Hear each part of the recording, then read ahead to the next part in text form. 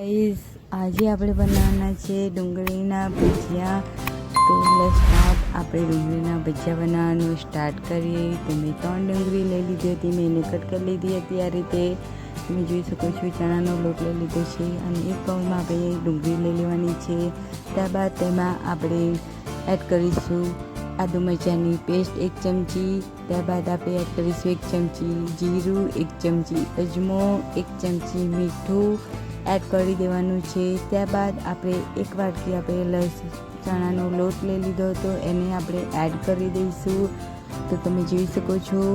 પછી આપણે તેમાં 1 ચમચી બેકિંગ સોડા એડ કરી દેવાનું છે। થોડું પાણી એડ કરીને આપણે મિક્સ કરી લઈશું આ રીતે, અને આપણે ધાણા એડ કરીને મિક્સ કરી લઈશું। મેં એક બાજુ પેન ગરમ કરવા મૂકી દીધી હતી, તેલ ગરમ કરવા મૂકી દીધું છે। તો ચલો ફટાફટ સ્ટાર્ટ આપણે ફટાફટ ભજીયાને તળી લઈએ। જો મારો વિડીયો તમને પસંદ આવે તો લાઈક શેર અને સબસ્ક્રાઈબ કરી શકો છો।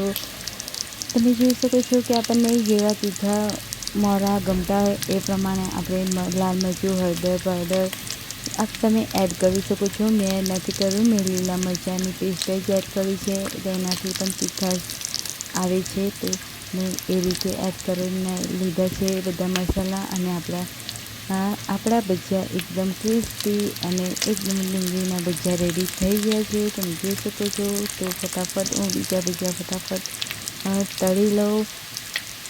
એ જ રીતે આપણે બધા જ ભજીયા આપણે તળી લેવાના છે, તમે જોઈ શકો છો। આ રીતે એકદમ ફૂલ ગેસ રાખવાનો છે, એટલે જેથી આપણા ભજીયા એકદમ અંદરથી સોફ્ટ અને બહારથી ક્રિસ્પી બને એવા ભજીયા રેડી થઈ જાય। તો ચાલો આપણા ભજીયા એકદમ રેડી થઈ ગયા છે। તો હું ફટાફટ એક ડીશમાં સર્વ કરી લઈએ આપણે। તો હું એક ડીશમાં સર્વ કરી લઉં છું, તમે જોઈ શકો છો। આપણે ટમેટો કેચઅપ સાથે આપણે આ ભજીયાને ખાઈ શકીએ છીએ। એકદમ ક્રિસ્પી ભજીયા રેડી થઈ ગયા છે। જો મારો વિડીયો તમને ગમ્યો હોય તો લાઈક શેર એન્ડ સબસ્ક્રાઈબ કરી શકો છો।